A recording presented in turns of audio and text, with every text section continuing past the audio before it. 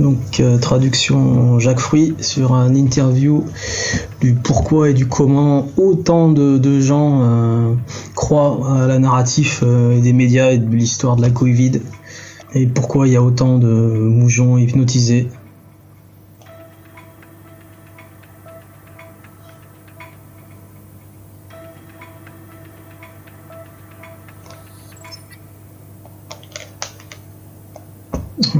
Bonjour, bon après-midi, bienvenue sur le podcast de la pandémie.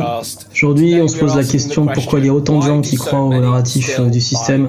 Est-ce que des fois tu te sens entouré de gens qui ont été hypnotisés et lavés du cerveau? Eh bien, peut-être bien que tu l'es.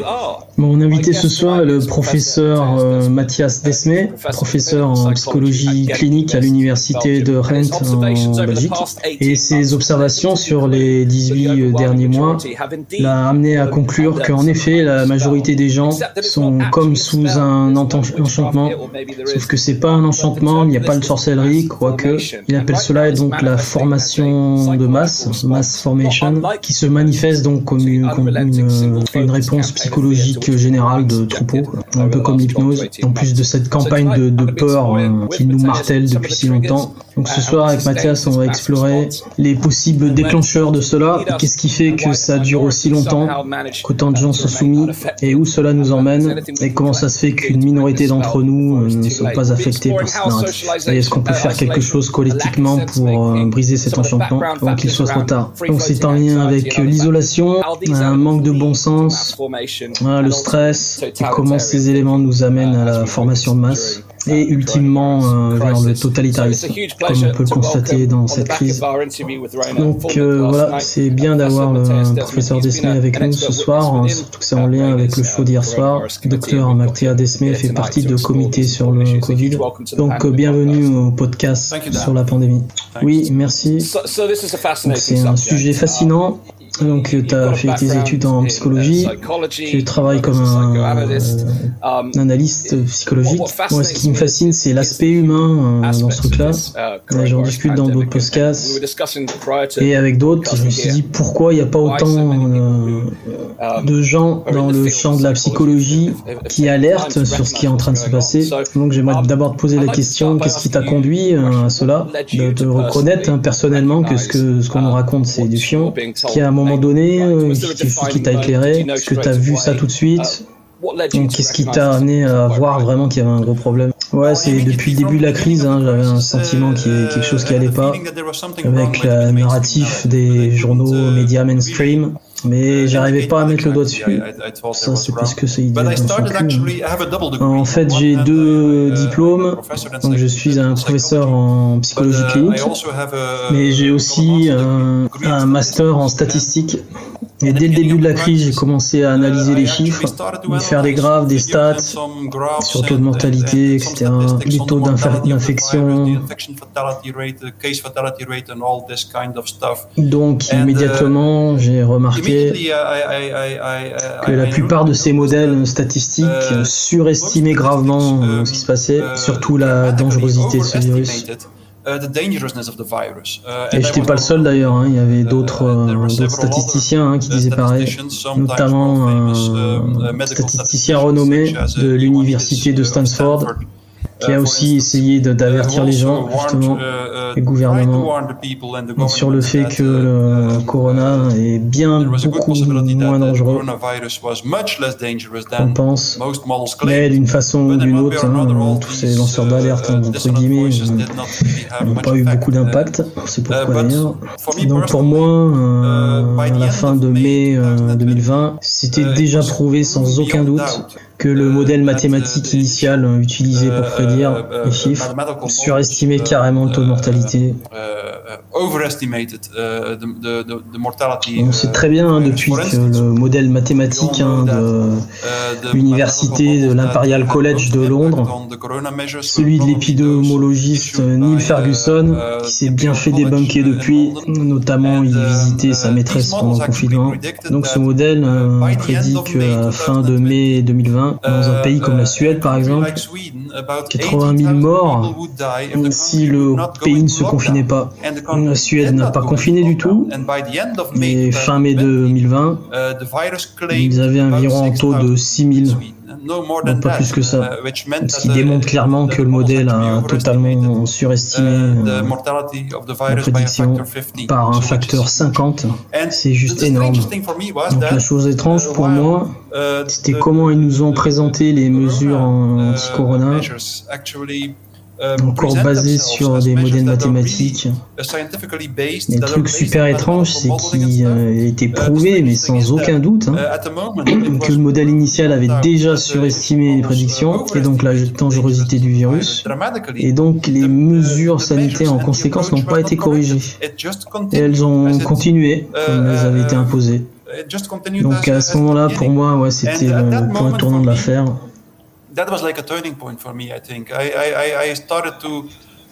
J'ai commencé à penser différemment, à chercher d'autres perspectives. Je suis parti d'une vue statistique à une vue vraiment d'un psychologique. Et je me suis demandé comment c'est possible qu'une société entière, dans le monde entier, population mondiale, continue à croire en narratif qui va à l'encontre de tout ce qui est vrai. Même l'ONU nous a avertis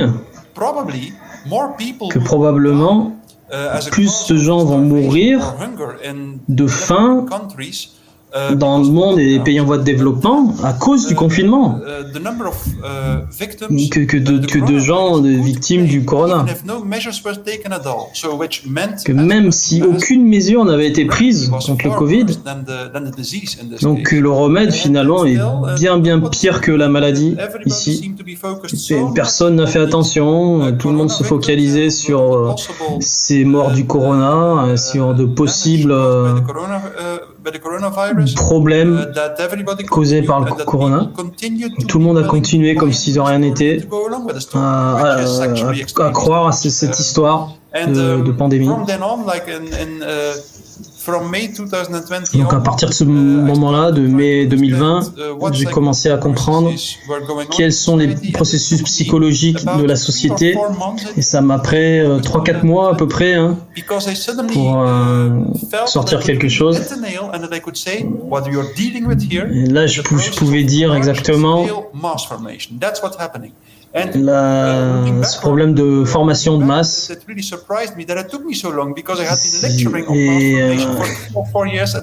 quand je pense à ce que je connais, ce que je sais déjà, je me suis dit, mais comment ça se fait que j'ai mis aussi longtemps pour trouver le processus de masse formation, puisque je l'enseigne. Donc je peux expliquer comment ce processus de formation de masse émerge depuis quelque temps dans notre société, comment ça se met en place et comment ça engendre ses effets. Ouais, super, merci. Est-ce que tu peux nous définir la formation de masse, donc le processus de masse formation? Oui, masse formation, c'est un phénomène spécifique qui émerge dans une société si quelques petites conditions sont réunies. Il faut au moins 4 conditions particulières avant que le phénomène de formation de masse devienne un phénomène de masse. Donc la première condition, c'est qu'il faut qu'il y ait des gens qui expérimentent un manque de lien social, un manque de connectivité sociale. La deuxième condition, c'est qu'il y a des gens qui font l'expérience d'un manque de sens commun, de bon sens. Et ces deux sont associés. Les humains sont des êtres sociaux, et quand donc il manque de lien social, de connexion entre les gens, ils vont perdre la notion du bon sens, du sens commun, sens tout court. Et la troisième conclusion est qu'il faut un bon nombre de gens fassent l'expérience d'un stress ambiant constant.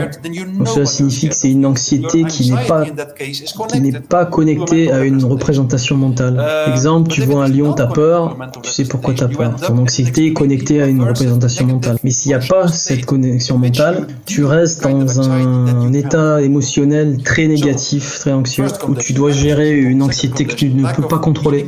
Donc d'abord le manque de lien social, deuxièmement le manque de sens dans la vie, troisième condition, beaucoup d'anxiété ambiante et de mécontentement psychologique, et la quatrième condition, un manque de liberté, de frustration et de colère. Une agression que tu sens en toi, mais que tu ne peux pas canaliser ou focaliser sur quelque chose, ni sur une cause ou un objet. Donc quand ces conditions sont remplies, quelque chose de typique se produit dans une société. Donc en parallèle, il y a une certaine narratif, un storytelling, une histoire qui est racontée au travers des médias de masse, qui indique donc que c'est un objet d'anxiété, et en même temps ils fournissent une stratégie pour gérer sur cet objet d'anxiété qui n'est pas mentalisé. Et cela donc entraîne un gros effort de volonté dans la population de suivre cette narrative et d'y participer fortement pour gérer leur trauma. Et pourquoi ? Car toute cette anxiété ambiante qui libre et circule et qui est incontrôlable fait la connexion avec cet objet de l'anxiété. Donc ça, c'est le gros avantage de cette stratégie. Et toute cette énergie d'anxiété est maintenant connectée à un objet mental, une représentation mentale qui est fausse malheureusement. Et donc en participant volontairement à cette stratégie proposée, tu peux contrôler ton anxiété. Donc voilà, on peut prendre l'exemple qu'on nous avertit qu'il y a un virus très dangereux, qu'il va falloir confiner. Donc si on réunit ces 4 conditions avant, il va y avoir une énorme volonté de participer de la population et être d'accord avec ces stratégies de confinement.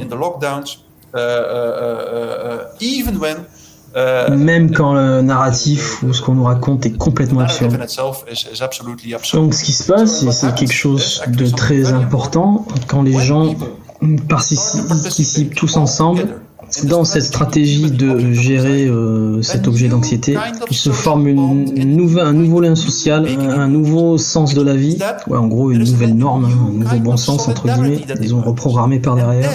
Donc ça permet tout de suite aux gens de basculer d'un état mental, émotionnel très négatif et anxieux, cette isolation sociale, et l'amène à l'opposé, à une espèce de niveau super haut de connectivité et de connexion avec la foule. C'est typique des mouvements de foule. Et là, les gens s'entraînent eux-mêmes dans des batailles héroïques contre cet objet d'anxiété, comme frapper des casseroles à 8 heures, ce qui les entraîne dans une espèce d'intoxication mentale. Et c'est la vraie raison pourquoi les gens continuent à croire à la narrative qu'on nous bassine depuis longtemps. Mais même si c'est complètement absurde, c'est faux. C'est presque un rituel. Ça a la même fonction qu'un rituel en fait. Un rituel est un type de comportement auquel les gens participent pour montrer et démontrer qu'ils appartiennent à un groupe. En passant, comme aller à la messe, ils parlent de mass formation en anglais. Mass en anglais signifie aussi messe. Donc c'est bien la messe du Covid tous les jours. Et même le plus absurde de la rhétorique va être, le mieux ça va marcher en fait. Le mieux ça fonctionne comme rituel. Parce que le plus absurde c'est, le plus pur cela va être. Donc ils sont totalement dans le groupe, qui appartiennent au groupe totalement. La volonté de totalitarisme. Ouais d'accord, ok, ça devient quelque chose d'unique à ce groupe-là. Donc je vais disséquer un peu, tu parles d'anxiété libre, circulante. Cela nous enlève d'ailleurs du moment présent. On a des vies très stressantes, toujours rapides. Si tu regardes les statistiques sur la satisfaction au boulot, la plupart des gens haïssent ou n'aiment pas leur travail. Donc les gens se sentent de plus en plus occupés sans avoir le temps. Donc, cette société se veut une espèce de faux vivre à fond et consumérisme. Donc, cette vie est basée sur la tension, sur le stress, avec toutes les responsabilités que les gens ont. Donc c'est sûr et certain que cette condition de stress existe très élevée chez nous. Donc moi ce que je comprends, ce que tu me dis, c'est que cette situation permet aux gens essentiellement que cela devienne un objet d'attachement, comme un doudou en fait, et qu'ils peuvent transfixer leur anxiété dedans ou dessus, sur cet objet externe, ce qui enlève totalement le besoin de faire le travail interne, de gérer toi-même ton propre stress, qui n'arrive donc plus à gérer. Oui, c'est ça exactement. Oui, ces 4 conditions sont bien sûr réunies très fortement dans une société. Je ne sais pas si tu connais le livre bullshit job, un boulot de merde, d'un professeur d'une université de Londres, je crois. Moi, c'est David Graeber, d'ailleurs, qui a écrit ce livre, Des emplois à la con. Donc, il a étudié le sens que les gens donnent dans leur travail depuis le début du XXIe siècle. Il a découvert qu'environ 50% des gens ne faisaient pas du tout l'expérience d'un sens, donc leur boulot est inutile. Donc tu rajoutes l'anxiété libre circulante, la dépression, les burn-out. Dans un pays comme la Belgique, 300 millions de doses d'antidépresseurs sont prises chaque année. 300 millions de doses sur une population de seulement 11 millions de gens. C'est juste complètement incroyable. Donc ouais, tu m'étonnes que ces conditions sont là. Et comme tu l'as dit, quand les gens peuvent connecter cette anxiété, ce stress, que ce soit même cette fausse représentation mentale, car la vraie cause de leur anxiété n'est pas ce virus, c'est leur mal de vivre. Ils étaient déjà anxieux depuis bien longtemps, ils avaient déjà beaucoup de problèmes à relativiser psychologiquement ce qu'ils font de leur vie, et soudainement cette narrative du virus arrive, et ça leur permet d'avoir une représentation mentale à laquelle ils sont connectés pour les rassurer. D'une façon symptomatique, pour une certaine période de temps, ce narratif Corona leur permet de gérer beaucoup moins douloureusement leur vie. Voilà, c'est un traitement de symptômes en fait. On va pas à la cause, mais au final, comme dans le système médical, la solution est très destructrice. Voilà, les médias, c'est des ondes, radiothérapie. Et moi, donc, du coup, je me focus sur le fait de comment ça se fait qu'on est arrivé à cette étape d'isolation sociale, manque de sens de la vie, stress extrême, et toute cette frustration et cette agression bloquée. Ça, c'est les vraies questions qu'on devrait se poser. Donc, qu'est-ce qui fait que sur notre vue qu'on a sur le monde, de l'homme, qu'est-ce qui a fait que dans nos sociétés, on a fini comme ça, d'avoir autant de problèmes psychologiques, entre guillemets? Oui, je suis d'accord avec toi, une question très importante. Si tu regardes en Angleterre, comment les gens ne sont pas contents, regarde le Brexit a divisé les gens, c'est un exemple donc d'une chose qui peut créer de l'anxiété et du mécontentement. Et même sans cela, mais on regarde comment les médias s'accaparent tout ça, c'est vrais partisans, deviennent de plus en plus imposants, polarisent tous les sujets de leur côté. Donc on voit ce clivage, cette division qui s'est fait dans la société par rapport au virus. Pour moi, c'est comment on peut avancer avec tout cela, mais on en parlera un peu plus tard dans l'interview, car on ne se pose pas ces questions. Et pour moi, la conversation qu'on a est fascinante, car cela nous aide à comprendre pas seulement le problème, mais la racine de la cause. Ou les problèmes. On en discutait un peu avant l'interview entre nous. En 2020, moi je passais la plupart de mon temps à innover, à créer, à entreprendre. Et les premières bases qu'on pose, c'est quel est le problème et quelles sont la racine des causes. Une fois qu'on a identifié cela, on peut ensuite trouver des solutions. Donc voilà, ça c'est les vraies préconditions pour réussir. Mais sans surprise quelque part, ces conditions ont créé cette formation de masse. Donc où nous emmène ce concept de formation de masse et comment cela se manifeste-t-il depuis ces 18 derniers mois, depuis cette pandémie?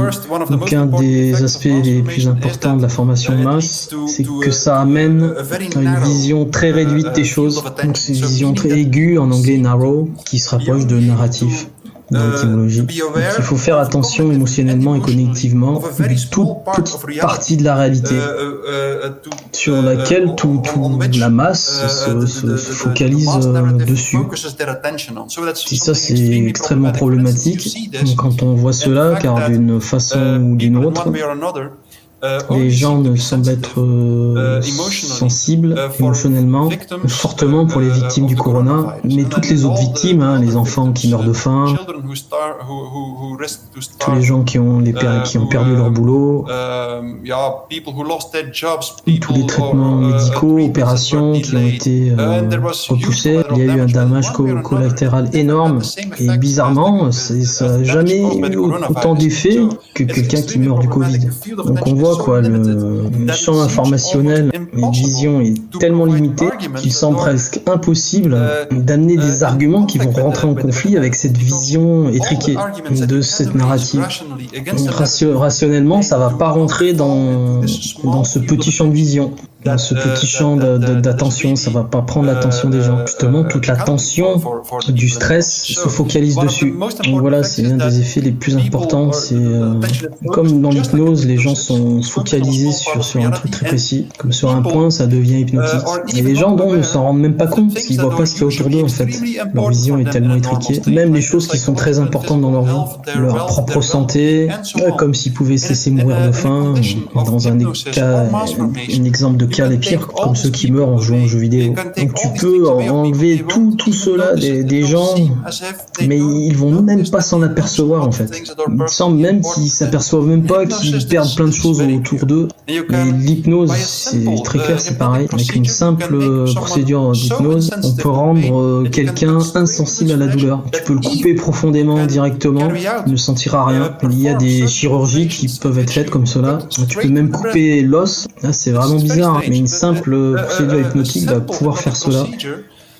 L'hypnotisme focalise l'attention sur quelque chose de positif par exemple, et cela va permettre de rendre les gens complètement insensibles à d'autres choses comme la douleur physique. Et donc de la même façon, ils sont insensibles à la douleur psychologique, en gestion du trauma, car leur attention va rester focalisée sur cette solidarité et le narratif partagé à tout le monde. Donc en fait, ils vont même pas réaliser qu'ils perdent leur richesse, la richesse autour d'eux, en eux, même celle de leurs enfants. Donc, tu comprends pourquoi ils les masquent sans problème, qui sont vaccinés sans problème.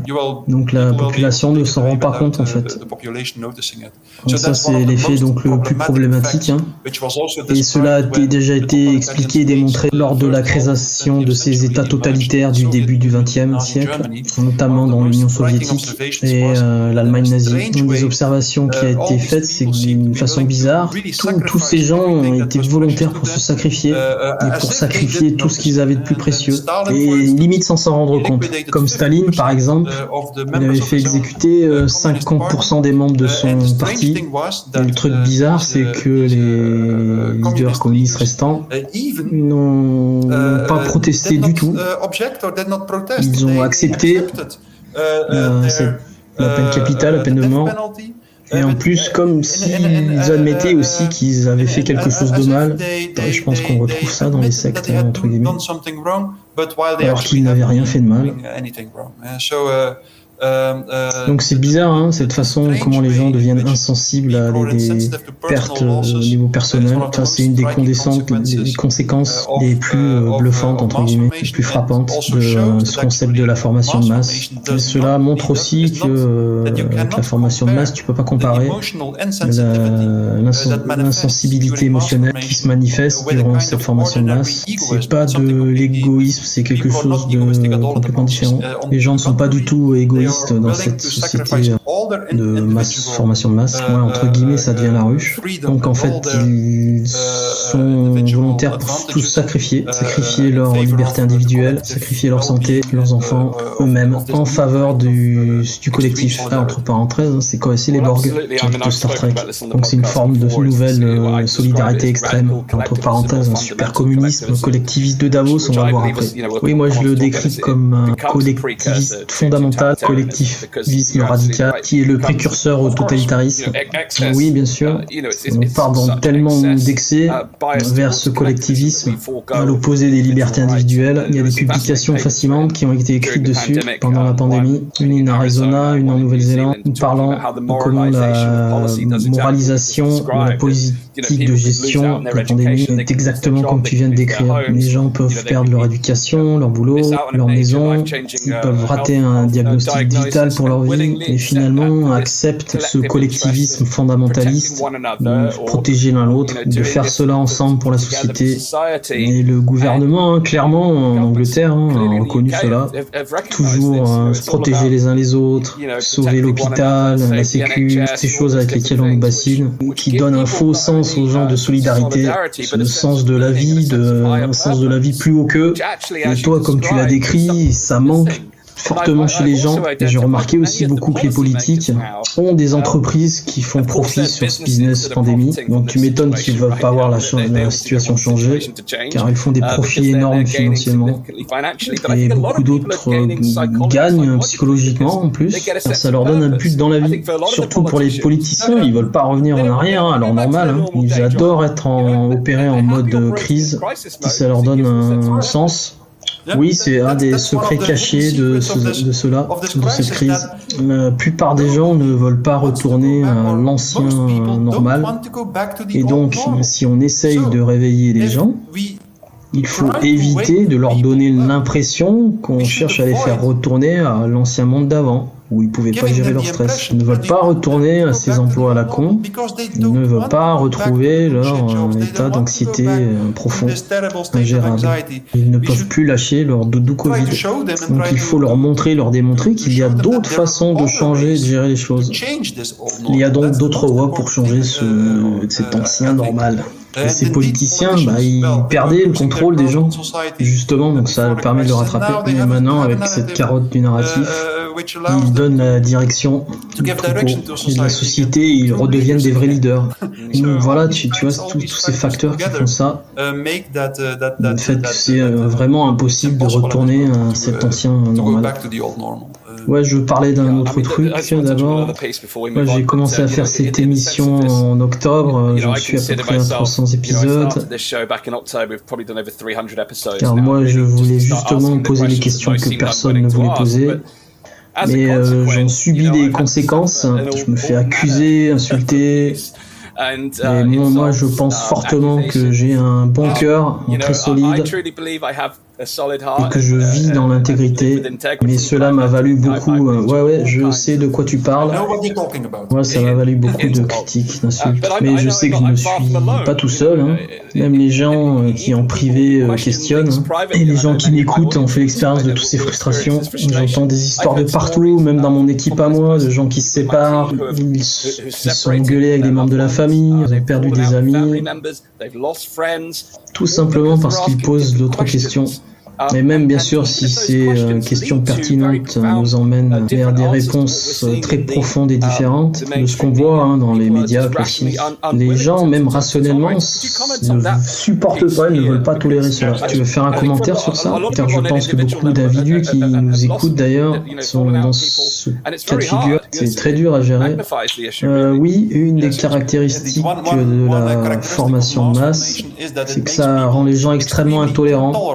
Il y a une différence cognitive, dissonance cognitive qui s'impose très forte, et on peut facilement comprendre cela quand on sait que ces autres voix, ces voix différentes qui menacent de réveiller les gens et de les faire confronter à leur vraie réalité, ces conditions d'anxiété du départ qu'on a, d'avant ce concept, ce processus de formation de masse. Mais si quelqu'un essaye de convaincre quelqu'un d'autre que la narrative du corona est fausse, les médias de masse sont faux, donc les gens ont peur de se réveiller, ils sont à risque de se réveiller, et dans ce cas-là, ils seront de nouveau confrontés à cette énergie d'anxiété libre et circulante et le manque de lien social qu'ils avaient avant. Donc c'est une des raisons pourquoi les gens sont totalement intolérants sur les voix qui s'élèvent avec un narratif différent de leur. Deuxième, actuellement, c'est qu'il est beaucoup plus facile pour quelqu'un qui est dans le groupe de mass formation qu'au lieu d'être convaincu par celui qui essaye de le convaincre que l'histoire est fausse, qu'il est en fait beaucoup plus facile de diriger cette anxiété libre et circulante et cette agression qui existait déjà avant la crise envers ces voix qui s'élèvent contre la narrative de base. C'est exactement ce qui se passe dans la formation de masse. Les masses ont tendance à commettre des atrocités comme s'ils pratiquaient un sacrement saint. C'est typique de ça. Donc ici c'est pareil. Ce qu'ils ressentent, c'est qu'en voulant détruire ces voix dissonantes, nous, entre parenthèses, en fait ils protègent le collectif. Et c'est vrai d'une certaine façon. Donc ils sont finalement investis d'un devoir sacré de faire comme ça, d'être cruel envers ces voix dissonantes, et donc en même temps ils protègent leur collectif, mais donc ils arrivent à canaliser aussi leur frustration et agression. Ils peuvent le focaliser pareil sur une vision très étriquée, sur un point, des lanceurs d'alerte entre guillemets. Cela satisfait leurs besoins fondamentaux de canaliser la frustration, l'agression et la gestion du trauma en gros. Donc il y a Gustave Le Bon qui a écrit sur le contrôle des foules. Bon, j'ai un article dessus dans les liens. Donc c'était au 19e, gestion de contrôle de foule. Une des caractéristiques C'est la tolérance justement de la masse avec les gens qui refusent de rejoindre la masse. Ils veulent que tout le monde participe à la masse. C'est un peu étrange, mais bizarrement, ils ne vont pas chercher à détruire complètement leur ennemi, car ils ont besoin fondamental d'un ennemi ou d'ennemis réels. Les masses ne peuvent seulement exister que si elles ont un ennemi, que si elles ont un objet pour focaliser leur anxiété, cet objet d'anxiété. Et cela est très bien décrit par George Orwell dans 1984. Où ça parlait de guerriers eurasiens qui étaient une menace constante, mais personne ne savait vraiment s'ils existaient vraiment. Donc la masse, un système totalitariste, a toujours besoin d'inventer de nouveaux ennemis, de nouveaux objets d'anxiété pour le transfert d'énergie, car s'il n'y avait pas ces objets d'anxiété, la masse en fait n'aurait pas de raison d'exister, car une des raisons principales est de contrôler l'anxiété avec. Et les leaders de la masse ont extrêmement peur de cela. S'il n'y avait pas d'objet d'anxiété, les masses se réveilleraient. Et qu'est-ce qu'ils feraient s'ils se réveillaient tous? La première chose qu'ils feront, c'est qu'ils vont tuer leur leader. Et ça c'est typique, car quand ils se réveillent, ils réalisent ce qui s'est passé, toutes les pertes qu'ils ont subies pendant leur hypnose. Et ils vont donc blâmer leur leader. C'est typiquement ce qui se passe. Et donc Gustave Le Bon le décrit aussi. Il le dit très bien, quiconque se met en charge d'une masse devrait se préparer à se faire tuer par eux. Ouais, ok, on en reparlera tout à l'heure, car je suis sûr que les gens se posent la question où en est-on dans ce cycle. Et moi je pense qu'à un moment donné, ce moment va venir, que les gens vont finalement réaliser tous les sacrifices qu'ils ont faits, tout ce qui a été fait, qui a été inutile, les pertes donc individuelles mais aussi collectives. C'est triste, car moi ce que je ne comprends pas avec cette espèce de mental collectif, collective mind, et je l'ai déjà dit plein de fois dans mes émissions, tu ne peux pas sauver la forêt entière en protégeant simplement un arbre. Donc c'est bien d'être collectiviste, mais il faut que tu permettes quand même à l'économie de tourner et à tout le reste de fonctionner librement. Il n'y a rien de collectif, de collectiviste, de ça, hein. La société se casse la gueule. Ça semble pas être quelque chose de très collectif au niveau de la méthode, en tout cas. Moi, c'est ce que je pense. Je trouve ça rationnel. Là, ils opèrent pas du tout d'une façon rationnelle. Que j'ai pas raison? Ouais, c'est complètement irrationnel leur truc. C'est bizarre.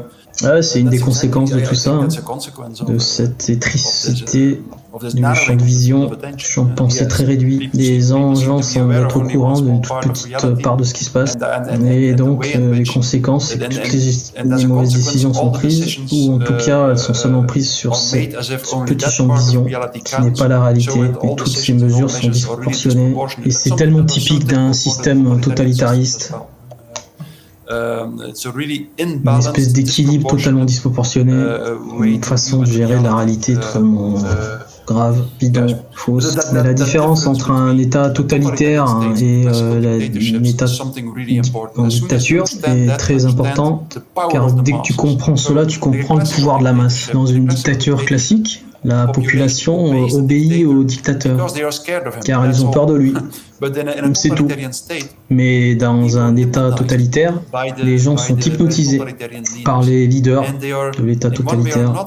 Et ils sont d'une façon ou d'une autre, ils se comportent d'une façon totalement différente que dans une dictature classique. Par exemple, si dans une dictature, si on fait taire l'opposition, s'il n'y a plus d'opposition dans l'espace public, généralement le dictateur s'assagit. Il est un peu plus sympa, car à ce moment il doit comprendre qu'il doit créer une image positive dans la population pour continuer et pour rester leur leader. Dans un État totalitaire, c'est exactement l'opposé. Dès que l'opposition est silencieuse, qu'il n'y a plus d'opposition dans l'espace public, Alors le système totalitaire devient fou et commence à commettre ses plus absurdes atrocités.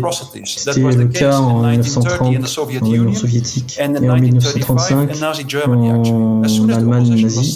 Dès que l'opposition a été mise en silence, le système totalitaire, pour utiliser les mots de Hannah Arendt, devient un monstre qui dévore ses propres enfants. Il devient radicalement absurde et commence à détruire tout le monde et n'importe qui, qu'il soit loyal au système ou pas. Donc voilà, c'est une différence très importante. Il faut savoir la différence entre une dictature classique et un régime totalitaire. Donc c'est très importante. Et il y a une chose quintessentielle dans cette crise. On doit continuer à parler.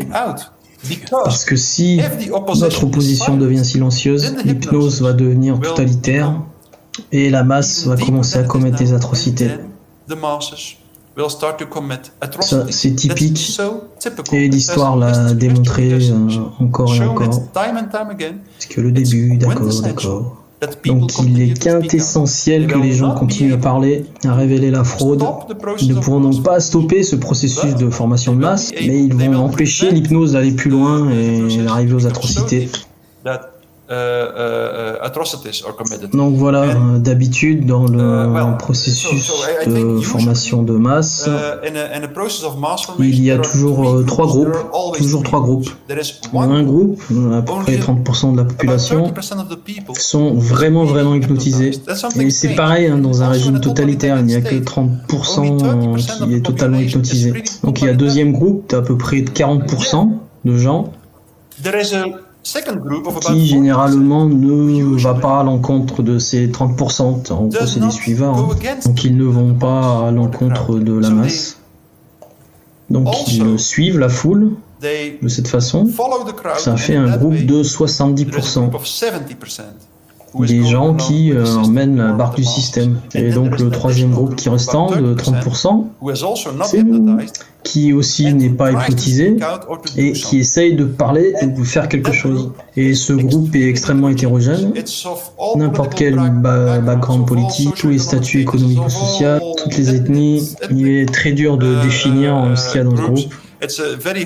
Pour ce troisième groupe, généralement entre 25 et 30%, c'est bien ce groupe-là qui est vraiment unifié, ou en tout cas qui doit l'être. Dès que ce groupe est un groupe, que ce groupe arrive à trouver les moyens de s'identifier entre les uns et les autres, la crise est terminée, le processus de formation de masse s'arrête. Entre parenthèses, c'est pour ça qu'ils cherchent à nous diviser.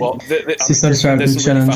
Ouais, il y a des distinctions fascinantes. La plus importante, c'est cette distinction que tu fais entre l'état totalitaire et la dictature, car beaucoup de gens disent mais comment s'en sortir?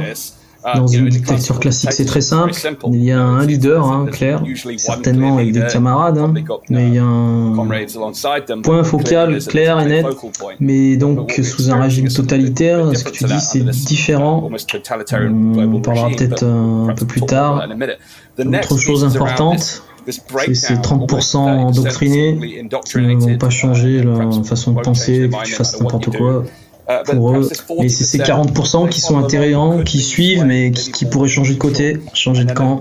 Et donc finalement ce troisième groupe des rebelles, qui m'amène à ma prochaine question, c'est pourquoi il y a des gens qui ne sont pas affectés par ce processus de formation de masse. Si on prend des gens comme moi, qui questionnent, et qui activement essayent de faire changer les choses, donc ce groupe rebelle de 30%, pourquoi nous on n'est pas affectés par cette formation de masse de la même façon? C'est une super question. Beaucoup de gens ont essayé de répondre à cette question. Et d'habitude, tout le monde, enfin la plupart des gens, n'arrivent jamais à donner une vraie réponse. Je pense que dans cette crise, que tu achètes l'histoire qu'ils nous vendent ou pas, que tu es hypnotisé ou pas, a à voir avec ton plus grand champ de préférence idéologique. Moi, je sens que tous les gens qui suivent le narratif du système, ceux-là qui s'identifient vraiment avec, n'ont pas de problème avec une vision très mécaniste, réductionniste, et cette vue très réductionniste de la biologie aussi, sur l'homme et sur le monde. Donc, par rapport à cela, la plupart des gens sont convaincus que la vaccination est la meilleure voie scientifique pour booster ton système immunitaire, etc., etc.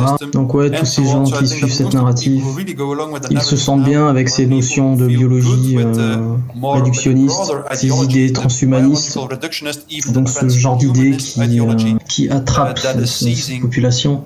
Car moi, personnellement, je suis convaincu que si on continue dans ce processus, on va se retrouver à fond dans le transhumanisme. Notre société sera transhumaniste, ou en tout cas, ils essaieront de la réorganiser comme cela, accordée aux principes et aux idées de ce transhumanisme.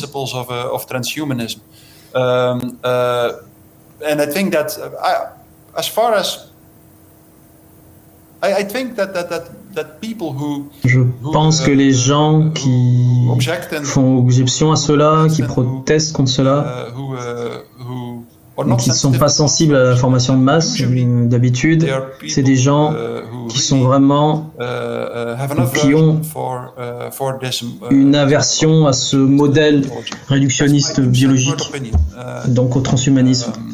Est-ce que tu penses, toi, par rapport à ce que tu disais plus tôt, est-ce que c'est possible peut-être que ceux qui sont plus enclins à être hypnotisés, endocrinés, ou subir les enchantements de cette formation de masse, est-ce que tu penses que c'est des gens qui sont peut-être beaucoup plus stressés par rapport à la vaccination? Je crois que j'avais fait un commentaire, il y avait un Américain, leader spirituel, qui commentait sur cette situation, et je lui ai demandé est-ce que c'est possible que l'érosion de la croyance chez les gens, croyance religieuse entre guillemets, que c'est ça qui mène les gens à ce truc-là, à ce dogme, cette idéologie du sauveur vaccination. Ils placent leur anxiété dans la seringue, sous l'action externe, comme un véhicule à la résolution de leurs problèmes. Donc est-il possible que ces gens-là ont un stress plus élevé? Et si tu pouvais aussi commenter, il y a bien un facteur intelligence dedans, car on devrait penser que les plus éduqués, les plus académiques, entre guillemets, doivent être les plus éveillés, mais en fait c'est les plus soumis à cette idéologie. Donc ces deux points me fascinent. Oui, c'est quelque chose que Gustave Le Bon a déjà mentionné, donc au 19e siècle, dans son livre La psychologie de la foule, la psychologie des foules, il écrit que le niveau d'éducation le plus élevé ou le niveau de la société le plus éduqué, le plus sensible les gens sont à la formation de masse. Ouais, la plupart du temps, bien sûr, c'est pas du 100%. Et donc, non seulement le niveau d'éducation, mais aussi le niveau d'intelligence. Actuellement, le niveau d'intelligence, des gens très éduqués, très intelligents, finalement trouvent le même niveau d'intelligence que la masse. Donc c'est typique du processus de formation de masse. Les gens deviennent tous au même niveau d'intelligence. Donc entre parenthèses, c'est un QI de 80 quoi. Donc lui dit extrêmement stupide, donc QI de 50. C'est l'échelle eugéniste en passant. Dès que quelqu'un est pris par la formation de masse, comme une vague, il perd toutes ses capacités de critique rationnelle. C'est une des principales caractéristiques donc, de ce processus d'un individu qui se fait happer par la foule. Il devient la foule.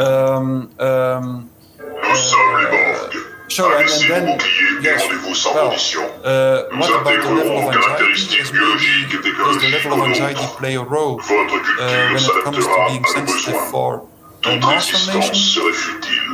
Donc, est-ce que le niveau d'anxiété joue un rôle pour intégrer la formation de masse? Je ne suis pas si sûr que ça, car je pense que beaucoup de gens qui ne sont pas sensibles à la formation de masse sont aussi très anxieux, mais leur anxiété est connectée à un objet différent. D'une façon ou d'une autre, n'est pas attirée par l'objet virus. Là, quand je prends mon cas, moi j'ai jamais été attiré par ce concept de virus, jamais. Je ne sais pas pourquoi. Mais le virus m'a jamais fait stresser. Peut-être un petit peu au début, comme tout le monde, mais depuis le début de la crise, j'avais le sentiment qu'il y avait une autre dynamique sociale qui émergeait en parallèle. Quelque chose qui pourrait être très très risqué de croire cela, et qui pourrait être très dangereuse. Et d'ailleurs, la première semaine de la crise, écrit un papier, donc mon opinion, où j'avertissais que cette dynamique sociale en place de la crise montre toutes les caractéristiques des premiers pas de l'émergence d'un régime totalitaire. Et j'étais anxieux, mais anxieux de ce que je savais qui pouvait se passer, et donc pas du virus. Donc voilà, pour moi, il se peut en effet que le niveau d'anxiété, de stress était beaucoup plus haut avant la crise, et les gens ont signé pour la formation de masse, mais je suis pas sûr que c'est plutôt avoir une tendance à connecter ton anxiété avec un objet spécifique. Ça, je pense que c'est plus important en fait. Ok, merci, c'est très intéressant. Moi, je vais essayer de relier cela. Tu sais, il y a ce concept de quotient émotionnel, d'intelligence émotionnelle de Daniel Goleman. Il y a différents niveaux d'intelligence émotionnelle. Tu sais qu'on oppose souvent au concept de QI, intellect, quotient intellect, et QE, quotient émotionnel. Donc si tu as un avis sur ça, je pense qu'il y a des gens qui sont beaucoup plus intelligents au niveau émotionnel peuvent percevoir ça plus facilement. Ils ont plus connecté à leur intuition. Beaucoup de gens avec qui j'ai discuté, quand je questionnais leur narrative et que je leur pose des questions, je me rends compte qu'ils n'avaient pas fait confiance à leur intuition de départ. Mais moi, je pense personnellement que cette capacité à se connecter à soi, son intuition est très importante. Donc pas facile à étudier, mais tu crois que ça rentre en jeu?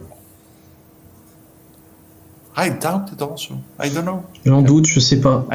Je connais beaucoup de gens émotionnellement bien placés qui sont à fond dans cette histoire, dans le narratif. Cela peut-être avoir aussi l'équilibre interne entre l'individualisme et le collectif de l'individu.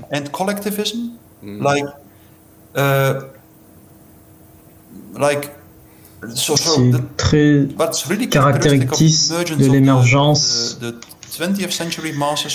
de la masse du XXe siècle et des gens qui finalement ont été socialement atomisés, les gens qui sont socialement isolés, déconnectés. Il y a eu une étape de changement extrême, de l'isolation extrême, la connexion extrême par la masse. Donc est-ce que l'intelligence émotionnelle a à voir avec? Je sais pas, peut-être que c'est quelque chose qu'on pourrait explorer. Moi, c'est mon observation à moi, c'est difficile à quantifier bien sûr. Ouais, t'as raison, c'est pas facile à voir. Mais bon, en tout cas, moi je trouve que c'est intéressant. Donc maintenant, j'aimerais qu'on parle. Tu as parlé du réveil des gens qui veulent justement faire tomber l'État totalitaire. Ils veulent se débarrasser des leaders. Mais avant d'arriver à ce point-là, de résolution, ça prend un certain nombre de gens. Toi, tu as dit environ 30%. Moi, je trouve qu'on est loin d'atteindre ce chiffre encore. Enfin, peut-être qu'il y en a beaucoup qui restent silencieux, comme moi au tout début d'ailleurs. J'ai plutôt tendance à me plaindre constamment à ma femme, pas publiquement bien sûr. Donc, quelle révélation qu'on pourrait tirer de cela pour essayer d'éveiller, en termes simples, de réveiller les gens. Donc, tu as une idée, une piste à nous donner, même par rapport à ton histoire à toi. Même au début, tu as dit que tu regardais les statistiques et à un moment donné, il y a eu un tournant, une réalisation. Est-ce qu'il y a quelque chose comme ça qu'on puisse faire? Ce qui peut nous sortir de ta propre expérience, pour arriver à ce que les gens puissent faire la différence? Ouais, mon opinion, comme je t'ai dit, la chose la plus importante est de continuer à parler, à élever la voix, dire les choses comme elles sont, dire que t'es pas d'accord avec le narratif mainstream. C'est la chose la plus basique et la plus importante. Car la formation de masse, qui est une sorte d'hypnose, est telle, c'est un phénomène tel qu'il est aussi provoqué par la vibration de la voix. Et ça, je vous le dis littéralement. Et les leaders de régimes totalitaires le savent. La vibration de la voix, ils commencent tous les jours avec un nouveau speech pour faire leur propagande. Ministre de la propagande. C'est la voix du leader constamment qui pénètre les gens, leur conscience par la vibration, ce qui va frapper la population. Donc sans les médias de masse et sans la capacité à confronter les gens encore et encore, c'est que le début, d'accord. Par la voix du ou des leaders, la formation de masse ne pourrait pas continuer, comme elle a continué en Allemagne, en Union soviétique, et comme ça continue maintenant. Mais l'opposé est aussi vrai. Donc s'il y a d'autres voix qui s'élèvent dans l'espace public, qui parlent, ça va déranger l'hypnose ambiante, une interférence d'ondes, de vibrations et de fréquences. Donc les sons de vos voix peuvent déranger l'hypnose de masse. Et il faut se convaincre les uns les autres, encore et encore, c'est que le début, d'accord, c'est que tous ensemble, nous devons continuer à élever la voix, à parler. Tu peux me rappeler déjà la deuxième partie de ta question? Ouais, j'ai la mauvaise habitude de poser deux questions en même temps.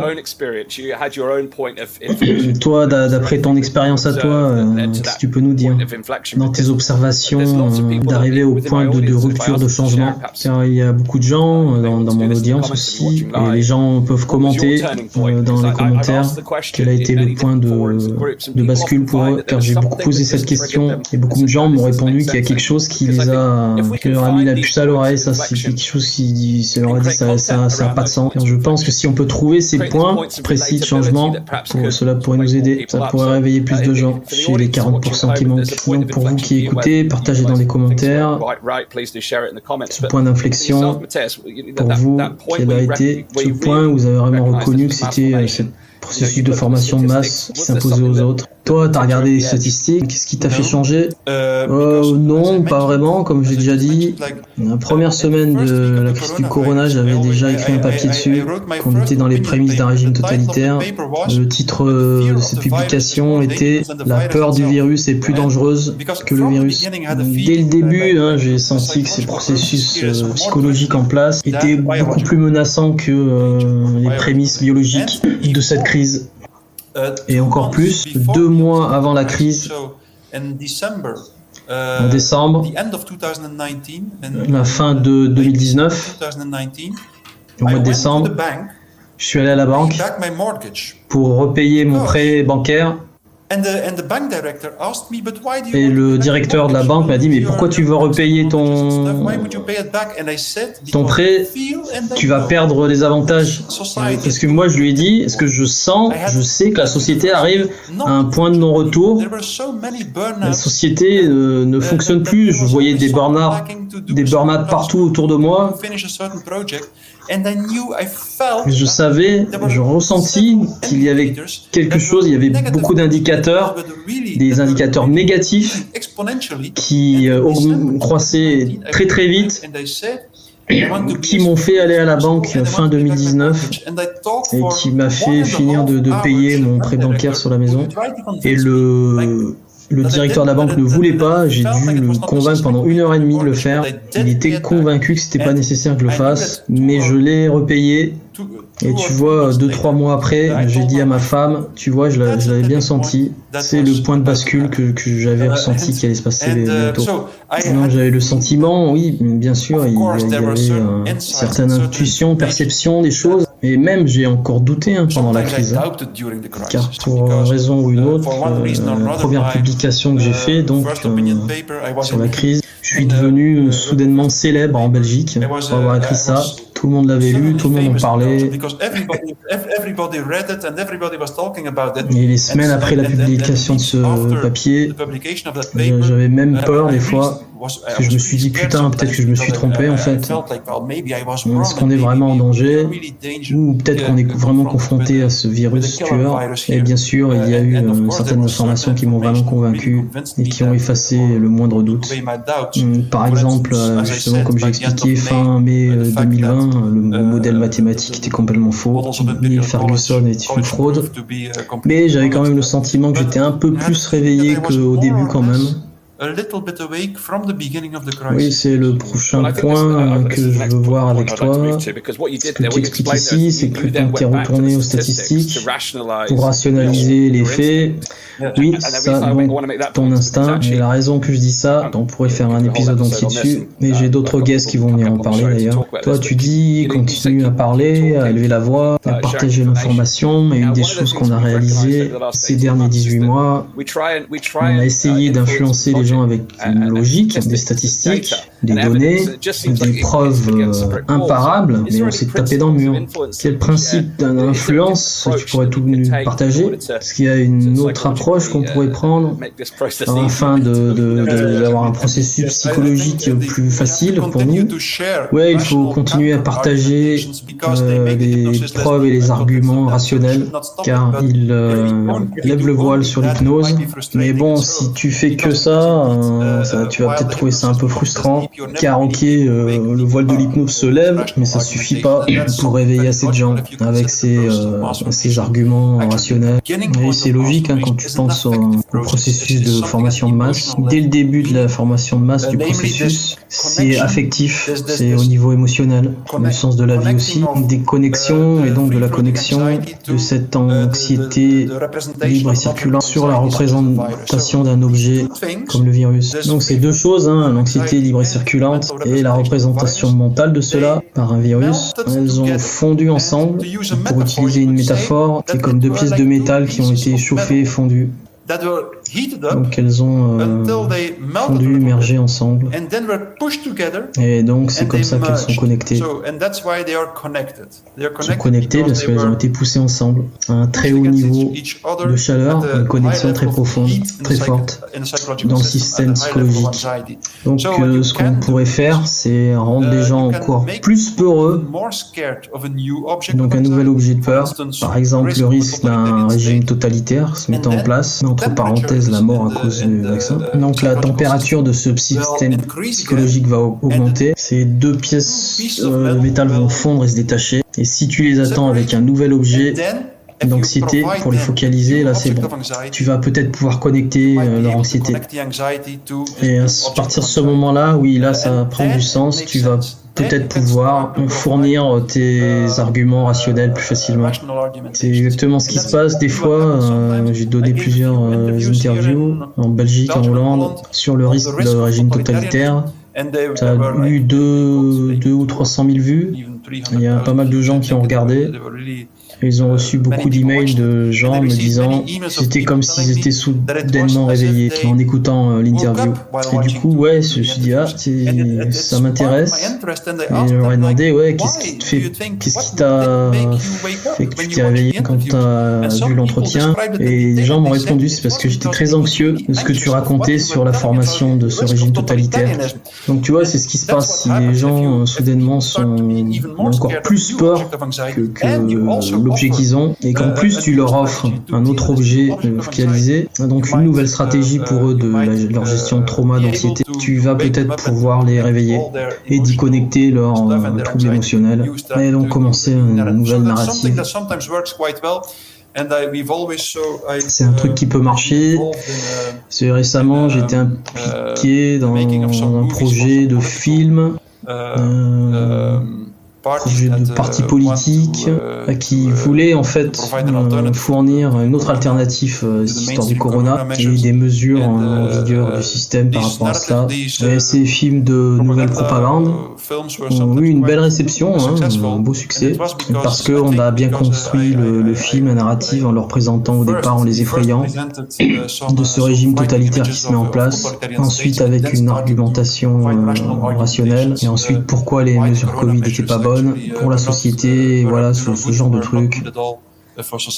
Donc voilà, tu comprends les principes de base. La première, c'est faire peur, effrayer, prendre les composants émotionnels, ensuite fournir ton argumentation rationnelle pour amener une autre gestion du trauma.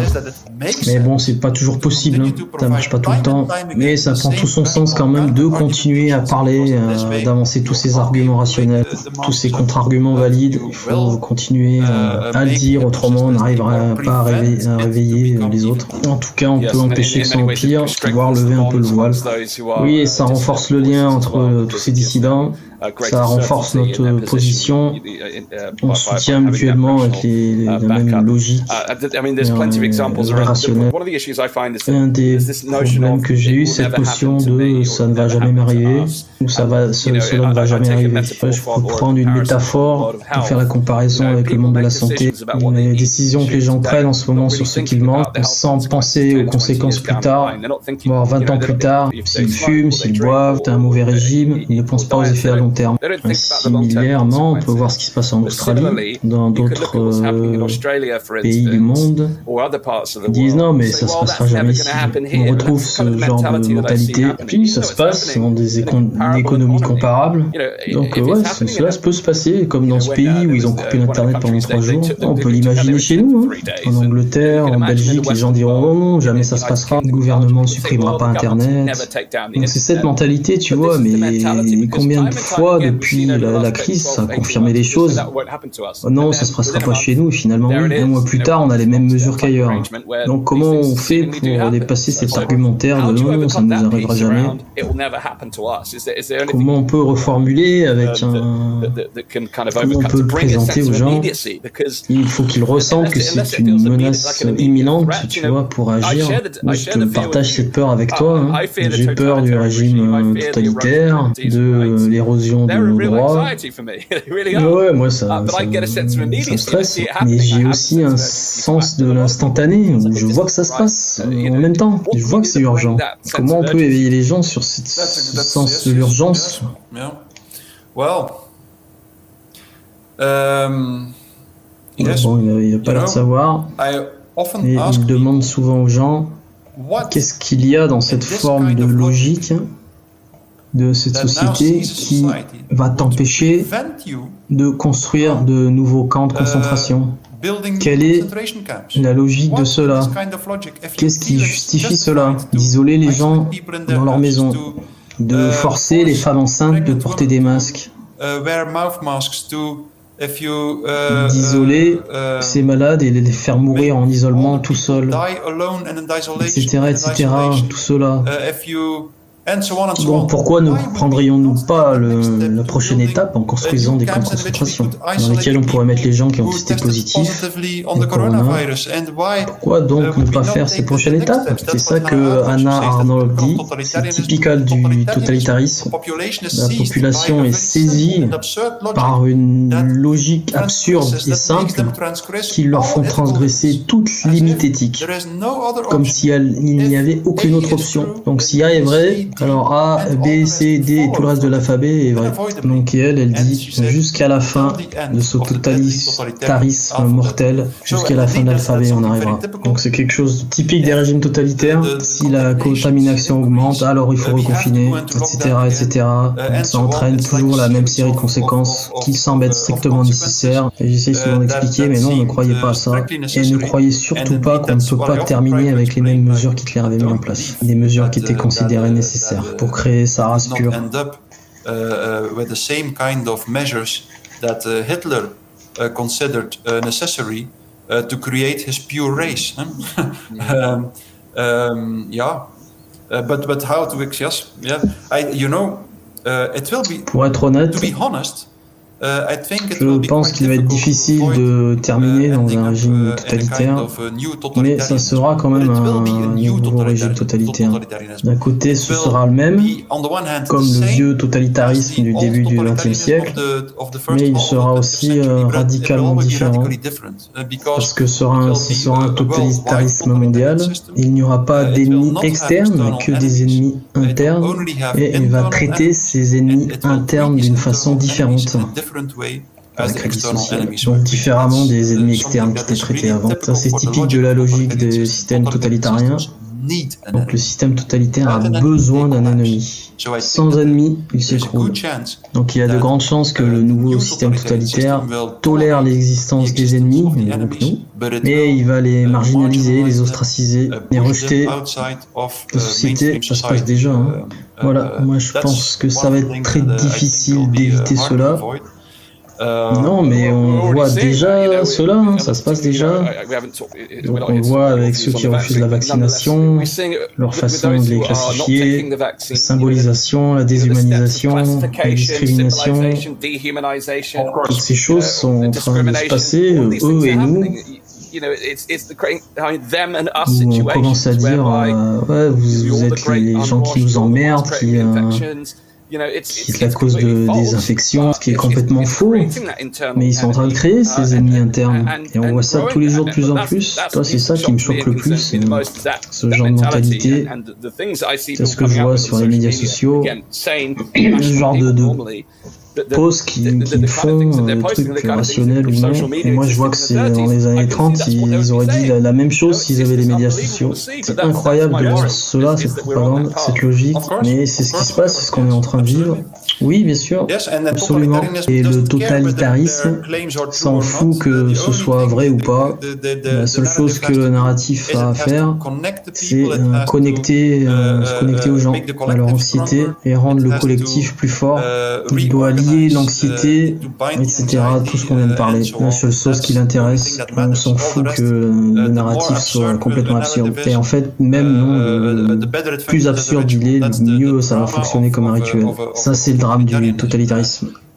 C'est comme notre Premier ministre, il y a 2 jours, a déclaré dans les news que cette pandémie était une pandémie des non-vaccinés et qu'il devait arrêter de mettre les vaccinés à risque, de les mettre en danger.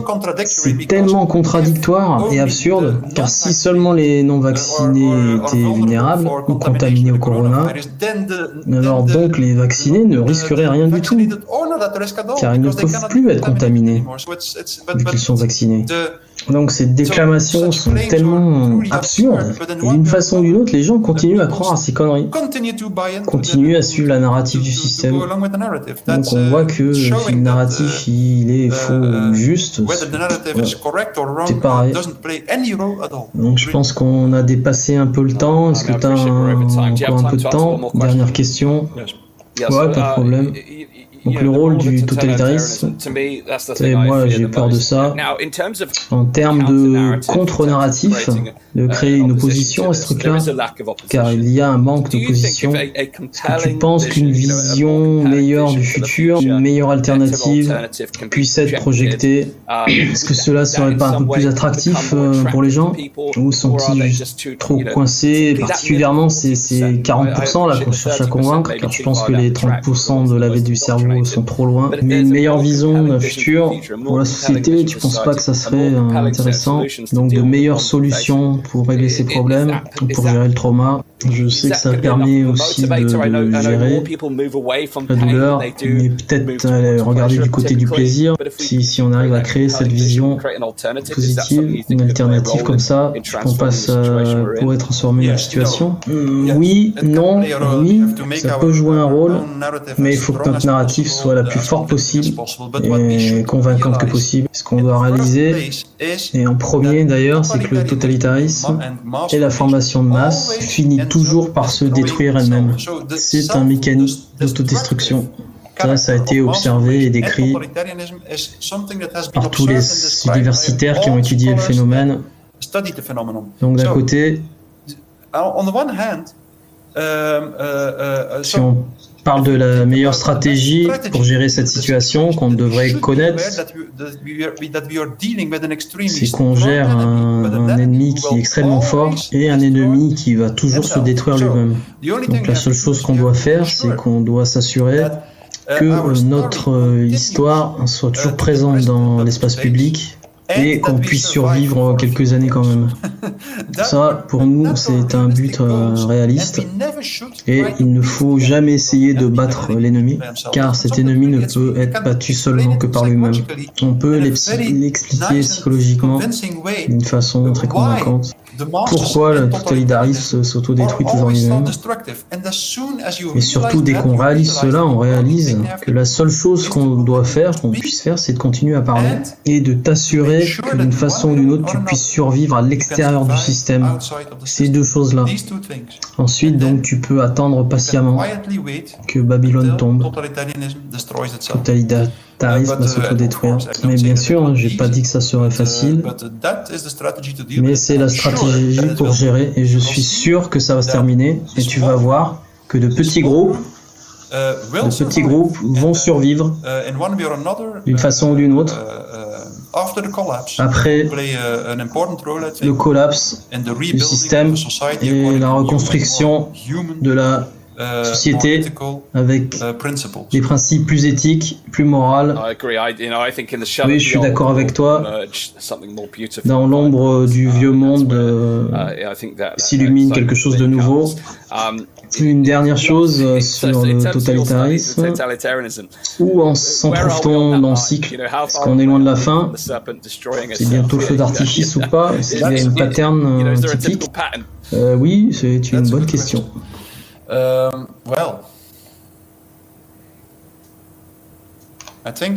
pense qu'il y a encore quelques étapes à passer avant. Bien sûr, je pense que ce régime totalitaire probablement va se détruire lui-même beaucoup plus vite que les régimes totalitaires du début du XXe siècle. Aucun de ces systèmes totalitaires n'a jamais fait intrusion aussi loin dans le corps de la population, spécifiquement avec la vaccination.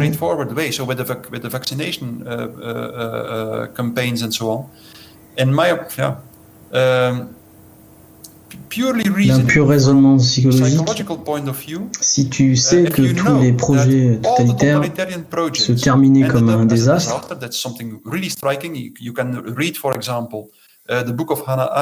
d'ailleurs tu peux lire le livre de Hannah Arendt pour cela, sur l'origine du totalitarisme. Hannah Arendt, j'ai mis dans les liens, c'est une Borg, bien sûr. Aussi le livre de Solzhenitsyn, L'archipel du Goulag. Donc ces deux livres décrivent ces processus de l'Union soviétique et c'est très détaillé. Et ils concluent tous les deux pareil, chaque projet de totalitarisme et leurs leaders ont terminé comme un désastre. Et ils ont continué jusqu'à l'épuisement total de la population, l'extermination, la destruction totale. C'est pour ça qu'en fait il faut une large partie de la population pour faire cela. Pour avoir un bon régime totalitaire, il faut une très large population. C'est la raison la plus importante. Pourquoi dans le régime de l'Union soviétique cela a été poussé à l'extrême, parce qu'ils avaient une très large population. La population en Allemagne n'était pas assez large, entre parenthèses, je pense du coup c'est pour ça que ça marche en Chine. Donc quand la population est trop petite, un système totalitariste ne peut pas émerger. Donc tout ce que ces leaders totalitaires ont fait a terminé comme un désastre. À chaque fois, pour certaines raisons psychologiques que j'explique dans mon livre d'ailleurs, par la nature des processus psychologiques, pour la formation de masse, fait que d'une façon ou d'une autre, tous ces projets finissent par l'autodestruction. C'est pour ça d'ailleurs que je pense que cette campagne de vaccination va terminer comme le plus spectaculaire des désastres jamais vus. Au niveau médical, mais au niveau de notre histoire. Les scientifiques, en tout cas les êtres humains, au travers de leurs recherches, dans les labos, prennent constamment des décisions subjectives et ces décisions subjectives sont conduites, contrôlées par les processus psychologiques et les facteurs psychologiques qu'ils ne contrôlent même pas eux-mêmes. L'exemple parfait des processus scientifiques qui sont conduits inconsciemment par ces processus psychologiques profonds. Les gens sont saturés par les tendances destructives qui retournent contre eux, donc ils vont terminer en produisant un des produits autodestructeurs. C'est ce qu'on risque de voir en tout cas avec cette campagne vaccinale. C'est une des choses les plus compliquées et difficiles de cette pensée totalitaire. Mais ça peut être expliqué pourquoi c'est autodestructeur dans sa nature. Et toujours, ces projets totalitaires sont toujours autodétruits. Bon, ça va peut-être nous conduire trop loin si on continuait une interview. Oui, merci à toi. On sait avec l'histoire que du coup c'est autodestructeur et qu'on peut tous jouer notre rôle et qu'on peut choisir sa voie, continuer à parler, avoir le courage de partager ces informations. Si vous avez trouvé de la valeur dans cette interview, j'ai essayé de prendre des notes. Partagez s'il vous plaît. Ce qui est le plus pertinent dans ce genre de conversation, c'est pas sur le virus, c'est pas l'argumentaire, c'est prendre cette vue d'hélicoptère et d'avoir un champ de vision très large de ce qui se passe socialement, politiquement, psychologiquement. Rien qu'en faisant cela, ça prend du sens. On voit les pièces du puzzle. Donc voilà, les conversations comme celle-ci sont très puissantes, donc partagez. Donc partagez sur les réseaux sociaux, blablabla, Facebook, Twitter et YouTube. Partagez. Ça va accélérer cette voix. Oui, parlez. Élever la voix. Tu vois, à Londres, ce week-end, il y a une manifestation, donc je serai là. Donc, venez vous faire entendre et partager pour la manif. Et finalement, souscrivez à mon podcast. J'en suis à 6 millions de vues en tout sur tous les podcasts. Donc, posez ces questions critiques. Merci à Mathias pour ce fantastique interview. Donc, pour m'aider, www.dannygregory.com. Pour faire des donations, j'imagine. Ah non, et pour envoyer le mail et suivre la newsletter pour avoir accès à d'autres interviews. Mathias, merci d'être venu. C'était une conversation fascinante. Merci à tout le monde d'avoir écouté. Merci à Jacques Fruit d'avoir traduit. Merci à l'audience, merci à tout le monde. Bonne nuit, à demain. Blablabla. Current events that we've seen over the last couple of weeks and sharing what I believe we can do over voilà, on va continuer à se battre. Merci, au revoir, bonsoir. Good night for now, and I'll see you again on our next episode tomorrow evening. Thanks very much, everyone.